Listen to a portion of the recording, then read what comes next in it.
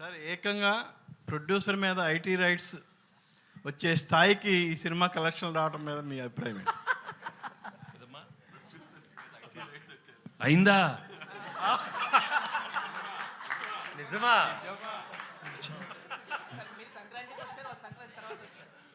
అన్నీ అవుతాయి, వాళ్ళు కూడా అన్నీ అవుతాయి, అన్నీ బాగానే అవుతాయి. అంటే సంక్రాంతికి వస్తున్నాం అని చెప్పి మేము టైటిల్ పెట్టాం కదా, వాళ్ళు కూడా గట్టిగా ఫిక్స్ అయినట్టుంది. మేము సంక్రాంతికి వస్తున్నాం అని చెప్పి వచ్చేసారు వాళ్ళు కూడా. కాదు అనిల్ గారు, ఇప్పుడు పాపం మీ ప్రొడ్యూసర్ ఏమో బాధలు ఉంటే మీరు సక్సెస్ చేసుకోవడం కరెక్ట్. మా ప్రొడ్యూసర్ బాధలో లేరండి. ఇండస్ట్రీలో చాలా మంది మీద జరుగుతున్నాయి రైట్స్, ఆయన ఒక్కడి మీద జరగట్లేదు. అండ్ ఇట్స్ టూ చాలా ఇది ఒక ప్రాసెస్లో భాగమే. ప్రతిసారి 2 ఏళ్ళకి ఒకసారి 3 ఏళ్ళకి ఒకసారి ఇండస్ట్రీ మీద కానీ బిజినెస్ సర్కిల్స్లో కానీ ఐటీ రైట్స్ జరగడం సర్వసాధారణం. సో అలాంటి ఒక ప్రాసెస్లో జరిగే భాగం. ఇంకా వాళ్ళు మమ్మల్ని, మేము వాళ్ళకి కాంటాక్ట్ అవ్వలేకపోతున్నాం.